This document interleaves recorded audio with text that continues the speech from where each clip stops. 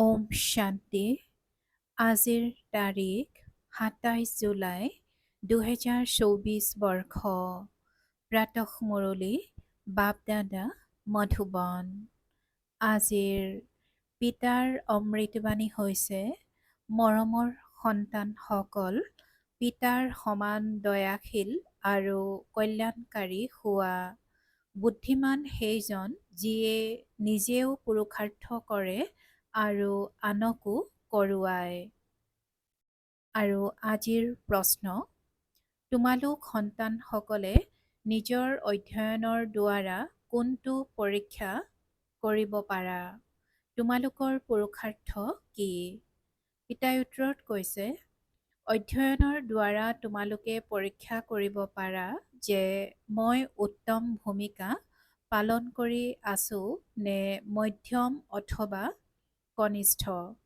সকলোতকৈ উত্তম ভূমিকা তেওঁৰ বুলি কোৱা হ'ব, যিয়ে আনকো উত্তম কৰি তোলে, অৰ্থাৎ সেৱা কৰি ব্ৰাহ্মণৰ বৃদ্ধি কৰে। তোমালোকৰ পুৰুষাৰ্থ হৈছে পুৰণি জোতা খুলি অৰ্থাৎ শৰীৰ এৰি নতুন জোতা অৰ্থাৎ শৰীৰ লোৱাৰ। যেতিয়া আত্মা পবিত্ৰ হ'ব তেতিয়া তেওঁ নতুন পবিত্ৰ জোতা অৰ্থাৎ শৰীৰ পাব। ওম শান্তি। সন্তানসকলে দুই প্ৰকাৰে উপাৰ্জন কৰিব পাৰে।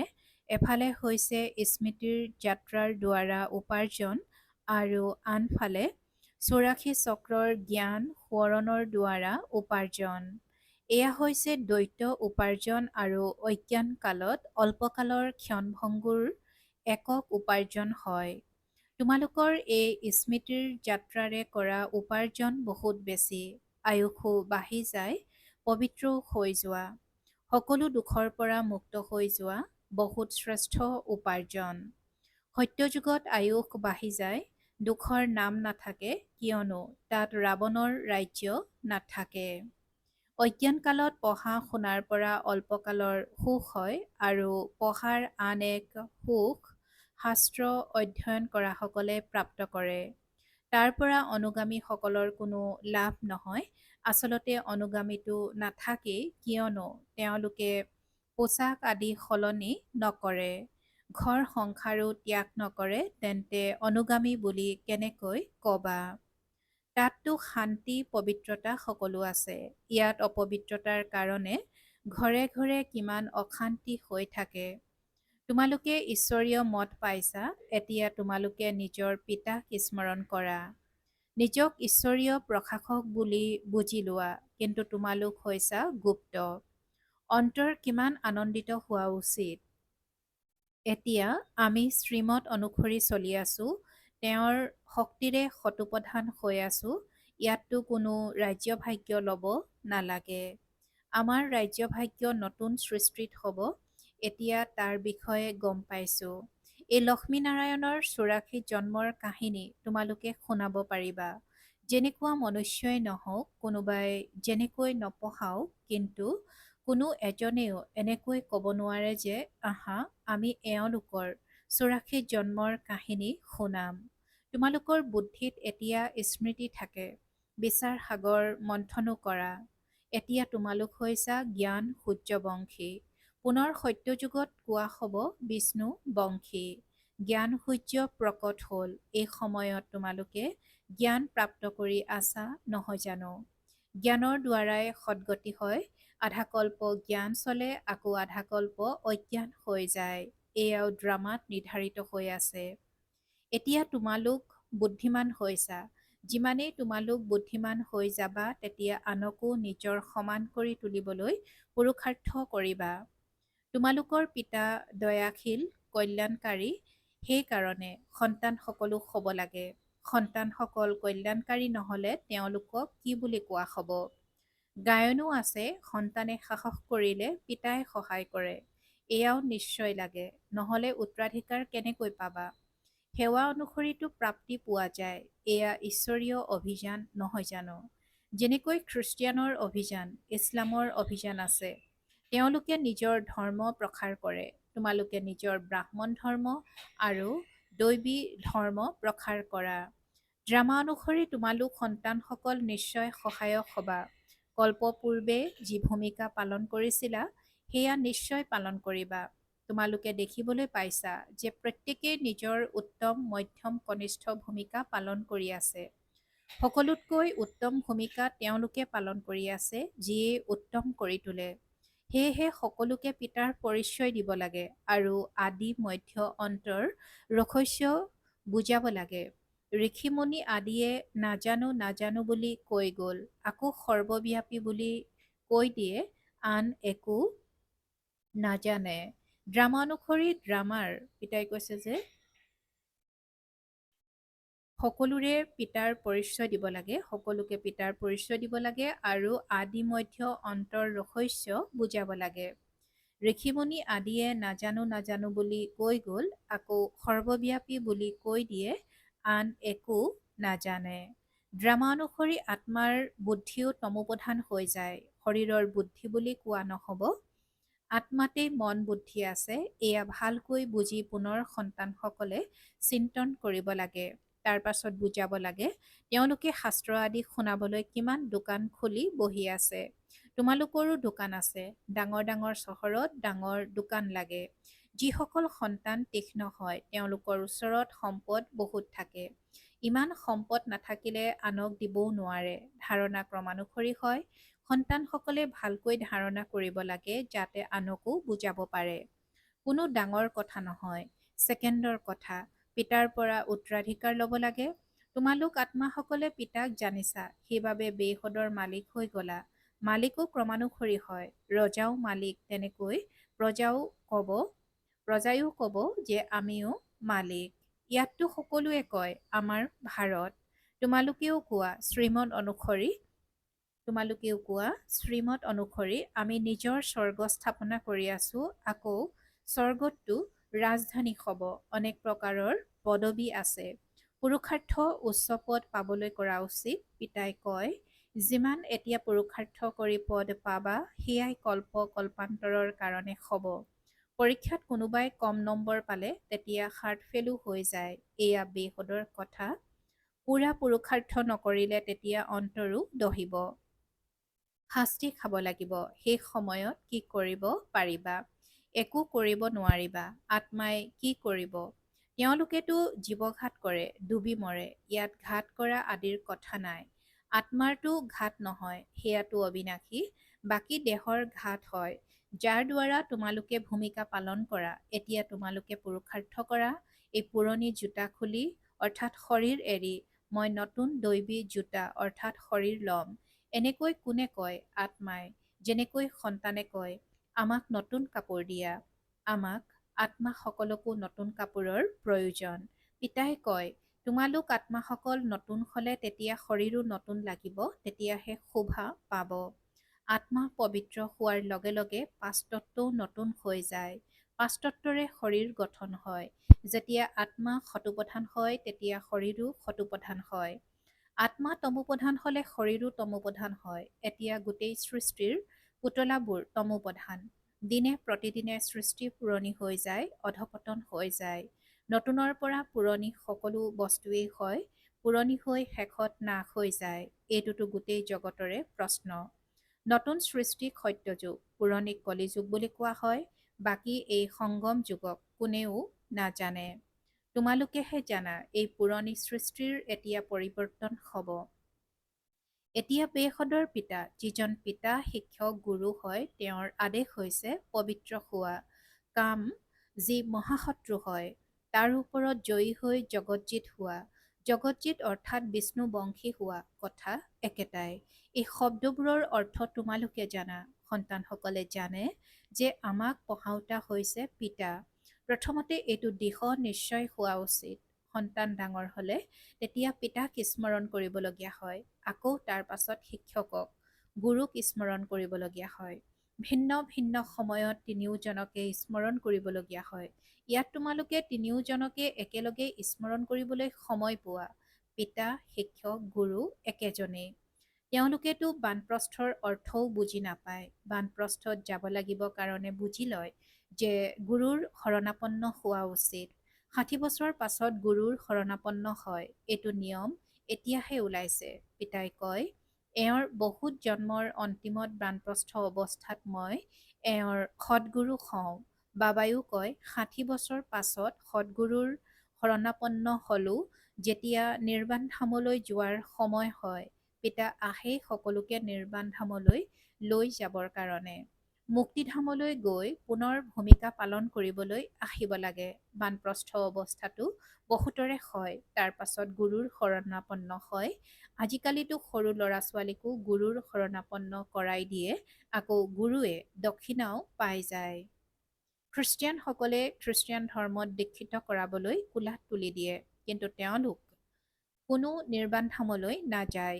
এই সকলো ৰহস্য পিতাই বুজায়। ঈশ্বৰৰ অন্ততটো ঈশ্বৰেই শুনাব। আৰম্ভণিৰে পৰা শুনাই আহিছে, নিজৰ অন্তও শুনায় আৰু সৃষ্টিৰ জ্ঞানো দিয়ে। ঈশ্বৰ নিজেই আহি সনাতন দেৱী দেৱতা অৰ্থাৎ স্বৰ্গৰ স্থাপনা কৰে। ইয়াৰ নাম ভাৰত বুলিয়েই প্ৰচলিত হৈ আহিছে। গীতাত কেৱল শ্ৰীকৃষ্ণৰ নাম দি কিমান খেলিমেলি কৰি দিলে।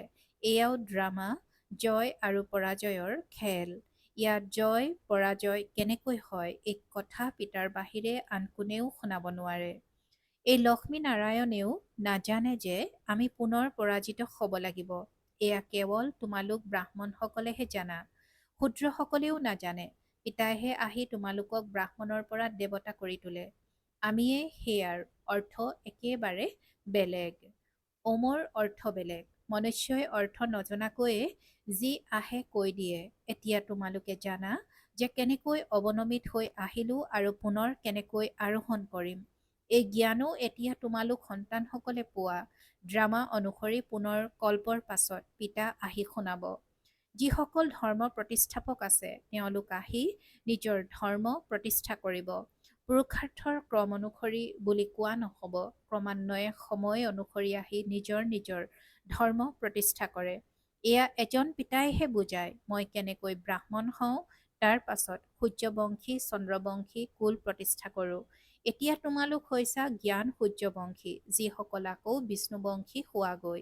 শব্দবোৰ বহুত সাৱধানেৰে লিখিব লাগে, যাতে কোনো ভুল নহয়। তোমালোকে জানা যে এই জ্ঞানৰ এটি এটি মহাবাক্য হৈছে ৰত্ন হীৰা। সন্তানসকলৰ বুজাবলৈ বহুত পৰিশুদ্ধতাৰ প্ৰয়োজন। কোনো শব্দ ভুলকৈ উচ্চাৰিত হ'লে তৎক্ষণাৎ শুদ্ধ কৰি বুজাব লাগে। সকলোতকৈ ডাঙৰ ভুল হৈছে পিতাক পাহৰি যোৱাটো। পিতাৰ আদেশ হৈছে মামেকম, অৰ্থাৎ কেৱল মোক স্মৰণ কৰা। এইটো পাহৰিব নালাগে। পিতাই কয়, তোমালোক মোৰ বহুত পুৰণা প্ৰেমিকা। তোমালোক সকলো প্ৰেমিকাৰ এজনেই প্ৰেমিক। তেওঁলোকতো এজনে আনজনৰ চেহেৰাৰ ওপৰত প্ৰেমিক প্ৰেমিকা হয়। ইয়াততো এজনেই প্ৰেমিক। তেওঁ এজনে কিমান প্ৰেমিকাক স্মৰণ কৰিব। অনেকে এজনক স্মৰণ কৰাটো সহজ। এজনে কেনেকৈ অনেকক স্মৰণ কৰিব। বাবাক কয়, বাবা, মই তোমাক স্মৰণ কৰোঁ। আপুনি মোক স্মৰণ কৰেনে? হেৰ', স্মৰণ তোমালোকে কৰিব লাগে পতিতৰ পৰা পাৱন হ'বলৈ। মই জানো পতিত হওঁ যে স্মৰণ কৰিম? তোমালোকৰ কাম হৈছে স্মৰণ কৰা, কিয়নো পাৱন হ'ব লাগে। যিয়ে যিমান স্মৰণ কৰে আৰু ভাল ৰীতিৰে সেৱা কৰে, তেওঁৰহে ধাৰণা হয়।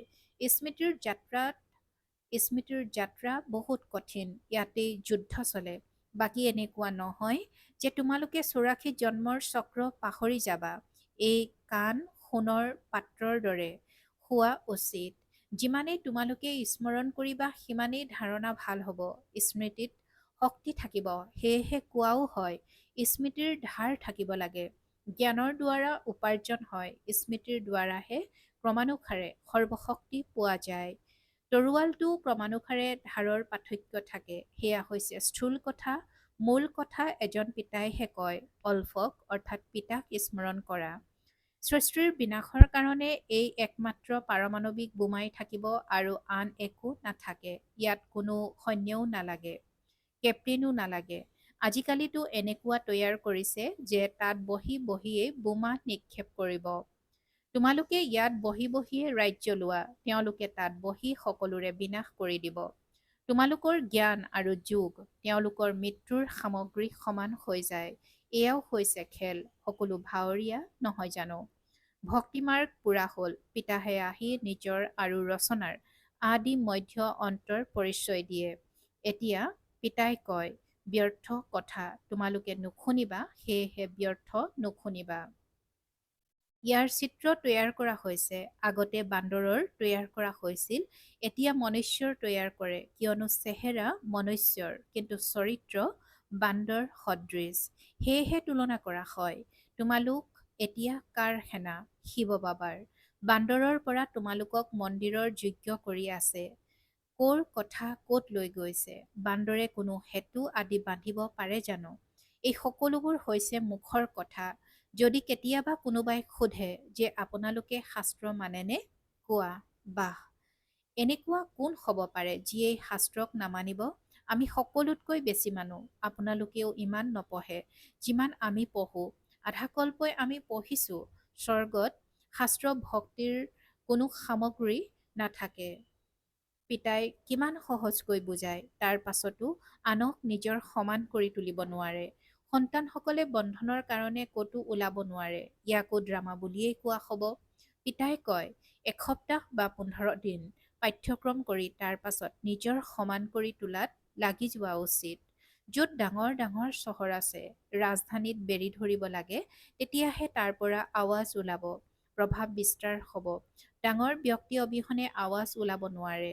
মজবুত আৱৰণৰ সৃষ্টি কৰা, তেতিয়া বহুত আহিব। পিতাৰ নিৰ্দেশনা নোপোৱা জানো? ভাল বাৰু। অতি মৰমৰ কল্পৰ পাছত পুনৰাই মিলিত হোৱা সন্তানসকলৰ প্ৰতি মাতা পিতা বাপ দাদাৰ স্নেহপূৰ্ণ স্মৰণ আৰু সুপ্ৰভাত। আত্মিক পিতাৰ আত্মিক সন্তানসকলক নমস্কাৰ।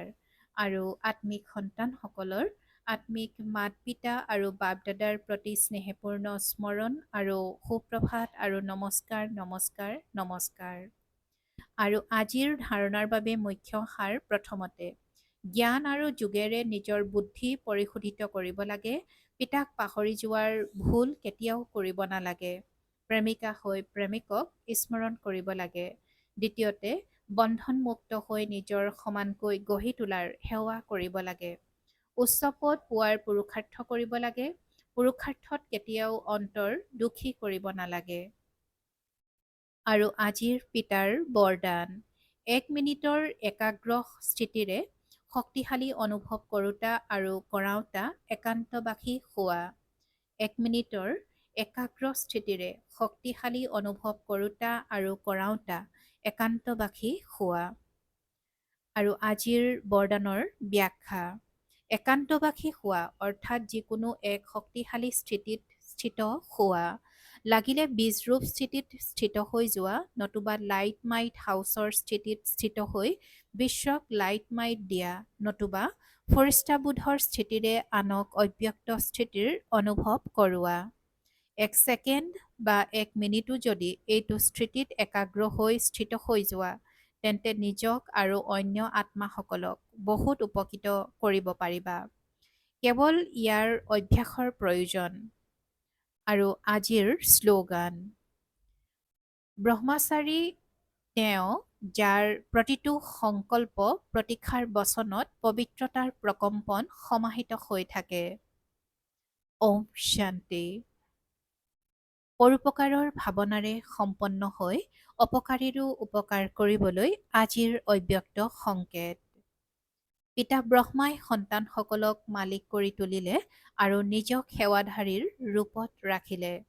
মালিকবোধৰ মানো দিলে, সম্ভ্ৰমো দিলে, নামো দিলে। গতিকে যেনেকৈ পিতাই নাম, মান, সম্ভ্ৰম সকলো ত্যাগ কৰিলে, পৰোপকাৰ কৰিলে, সন্তানসকলৰ সুখতেই নিজৰ সুখ বুলি ভাবিলে, সন্তানসকলৰ বিস্মৃতিৰ কাৰণে হোৱা দুখৰ অনুভৱক নিজৰ দুখ বুলি ভাবিলে, তেনেকৈ পিতাক অনুসৰণ কৰি পৰোপকাৰৰ ভাৱনাৰে সম্পন্ন হোৱা, তেতিয়া বিশ্ব কল্যাণৰ কাৰ্য সম্পন্ন হ'ব। ওম শান্তি।